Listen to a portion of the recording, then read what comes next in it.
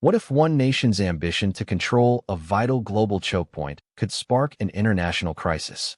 We're talking about a move that could redefine global trade and security, and surprisingly, only one country seems to be pushing for it. Before we dive into the deep waters of this developing story, if you want to stay on top of everything happening in U.S. politics, hit that subscribe button right now and leave a like. It really helps this channel grow and ensures you don't miss critical updates like this one. On Tuesday, Secretary of State Marco Rubio dropped a significant statement regarding the Strait of Hormuz, a waterway so crucial that its closure would send shockwaves through the global economy. He asserted that the Iranian government is the only country in favor of implementing a tolling system for passage through this strategic strait. This isn't a minor disagreement. It's a stark geopolitical divide with potentially far-reaching consequences. Rubio was quite clear when speaking with reporters. He stated, and I quote, "The Russians are not in favor of a tolling system. The Chinese are not in favor of a tolling system." This is a critical piece of information. These aren't just any two countries. Russia and China are two of the most significant global powers, and their opposition to Iran's proposal highlights the isolation of Tehran's position on this issue. The Strait of Hormuz, for those who may not be fully aware, is a narrow passage that connects the Persian Gulf to the Gulf of Oman and the open sea. It's one of the world's most important oil transit points, with roughly 20 to 30 of the world's oil consumption passing through it daily. Any disruption or perceived control over this strait has immediate and significant global economic implications. So, what exactly is this tolling system Iran is reportedly advocating for, and why is it so contentious? While the exact details of Iran's proposal haven't been fully elaborated in public statements, the implication is that Iran would essentially gain leverage and potentially revenue by demanding payment from ships transiting the strait. This isn't a standard international practice for such waterways, which are typically governed by international maritime law and treaties designed to ensure freedom of navigation. The significance of Rubio's statement cannot be overstated. By identifying Iran as the sole proponent of such a system, he is framing Iran's actions as an attempt to unilaterally exert control and potentially leverage its geographic position for political and economic gain. This is particularly concerning given the already strained relationship between Iran and the United States, as well as its complex relationships with other regional and global powers. Consider the implications.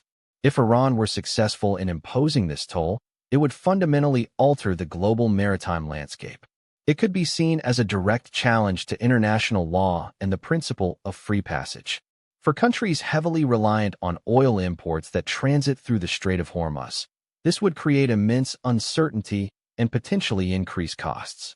The United States, which has a significant naval presence in the region to ensure freedom of navigation, would face a direct challenge to its security interests and diplomatic objectives. The fact that Russia and China, often seen as strategic rivals to the U.S. and with their own complex relationships with Iran, are not supporting this tolling system is telling. It suggests that even for countries that might have an interest in challenging Western dominance, Iran's specific proposal crosses a line or is perceived as too destabilizing or self-serving. Perhaps they view it as a risky move that could lead to a significant international confrontation, or perhaps they have their own long-term interests in the region that are not served by Iran having such unilateral control. This situation raises several critical questions about Iran's intentions. Is this a genuine attempt to secure revenue, a strategic move to assert regional power, or a bargaining chip in broader diplomatic negotiations? Regardless of the motive, the international community, as represented by Rubio's statement, appears to be drawing a line. The potential outcomes are varied. Iran could back down under international pressure. It could push forward and face severe diplomatic or even military consequences, or a complex negotiation could ensue to find a mutually acceptable arrangement. The global implications are vast. For the energy markets, any perceived threat to the Strait of Hormuz means volatility. For international diplomacy, it's another flashpoint that requires careful management. For countries that rely on the free flow of goods through this artery, it's a cause for significant concern. This isn't just about Iran. It's about the stability of global trade and the future of international maritime governance. So, what do you think about Iran's alleged push for a tolling system in the Strait of Hormuz, And why do you believe Russia and China are opposing it? Drop your opinion in the comments below. I read every single one.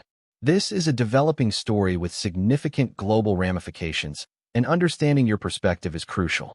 This is a clear indication of a developing geopolitical situation that demands our attention. The world is watching, and the decisions made in the coming weeks could have lasting impacts. Stay informed, and let's keep this conversation going.